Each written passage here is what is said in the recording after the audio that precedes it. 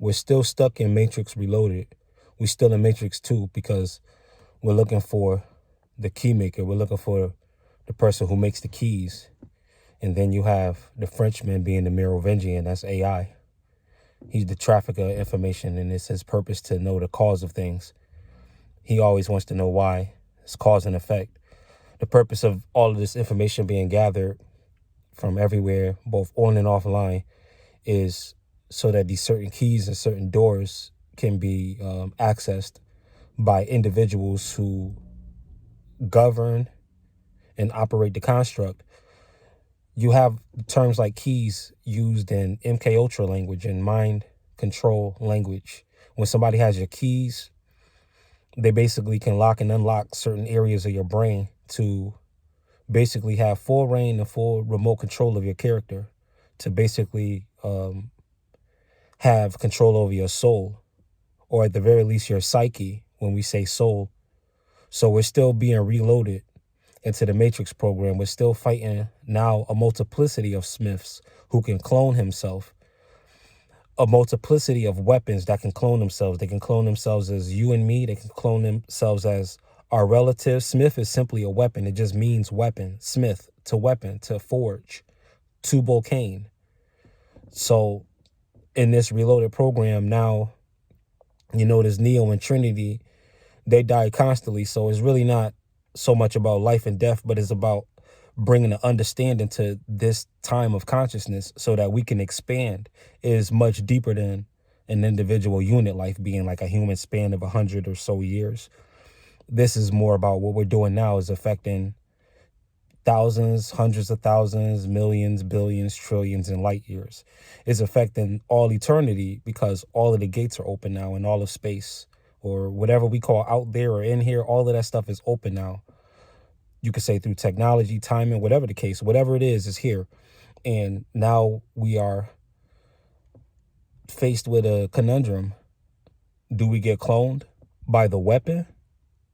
Or do we continue to liberate people and bring them to the red pill to give them... See, the red pill is more like a symbolism of life. If your blood pumps red, you're alive. If your blood pumps blue, it's still inside. So red is more like what's in you is coming out of you. And the blue is more like what's in you is staying within you. So you have the blood still being, reportedly blue while it's still in the body flowing. But once it's exposed to the air, it turns red.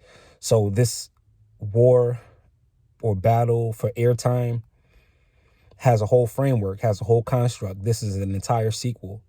Everything that's happened in the movies is really an imitation of life. Art imitates life.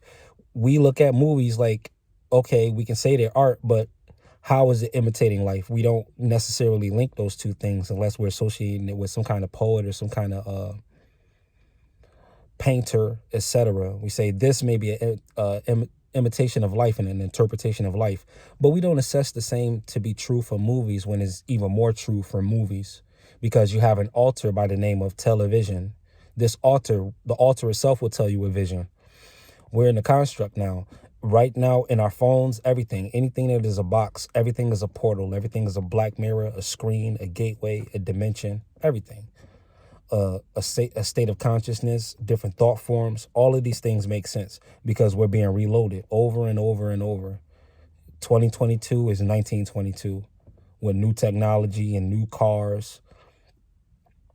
But essentially, things don't necessarily change when you look at history and everything. Is just this repeating loop. And the only thing that changes around us seems to be technology and clothing and music.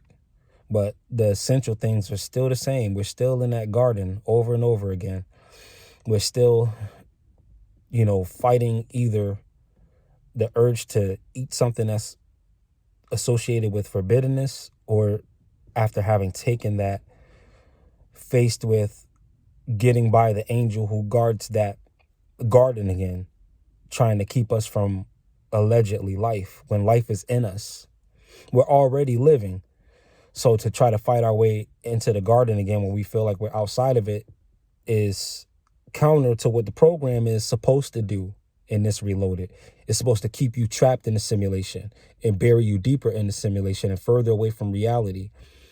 They want to give you your own, they want to give you their prescribed delusions rather than what you could delude and prelude to in your own life, because it's going to start as a delusion at first. Anything that's uh, non-physical is going to be assumed that that's on a scale of delusion because it's not physical yet. But as we can see with creation and inventions and history and all of these things that came to be, what is unseen is not at all delusional. It only becomes delusional when we let it go and we decide no longer to believe in what is non-physical, but yet we can see in our mind's eye. Symptoms of ascension will include shininess of the forehead area, because the pineal gland, the third eye chakra, will be so activated that it'll start bursting and bleeding through your skin. For the longest, I thought with my case, it was just oily skin. But it's not oily skin. After washing my face 20 or so times a day, it still shines like this seconds later. I'm not putting anything in my hair or anything like that. But I mean, there's a lot of science that goes behind this. And the reason why I'm saying this is because you want to experience some of these things to find out if you're on the right track. These are one of the things. It's not really a symptom, I should say, maybe an effect of it. I should say that symptom is more negative. An effect of it would be like the shininess of glowing your skin, the lightness of body. You'll feel very light. You'll feel very, you may not necessarily feel giddy, but you will feel very light. You'll feel very lucid. You'll feel very sharp, very clear, very aware, very relaxed, very involved, and very detached. Right in the same headspace, you'll feel these things.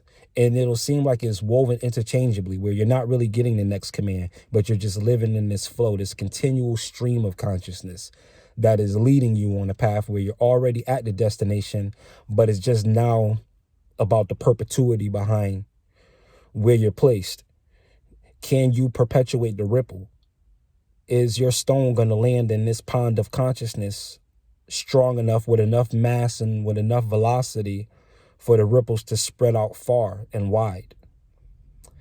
This is what I try to do. This is what I purpose to do. This is what I intend with everything that I'm doing here, both on and offline. So I'll just wrap it up. We're still in Reloaded. Keep watching those movies, particularly from the 90s, because there was a lot of stigma in the air about the world ending. And they were right. The world did come to an end. We're in a totally new world. Pre-1999 or pre-2000. Yeah, those are two totally different worlds altogether on some time machine level stuff. Absolutely. So you're reloaded now. It's your job now to go to the architect so you can see all in your life. Everything that you're observing is going to end up really eventually being different versions of yourself. So you're going to be all the Neos in the TV, because you're the eventuality of everything that you partake, everything that you take in through the senses in this experience. You're going to become that. So if you see something, whether good or bad, you can essentially become it. So do the shadow work inside of the shadow, in the shade behind your own skin. You'll do that work under your own tent. You'll keep that lamp burning, Aaron, in the temple, that incense burning inside the temple, high priest.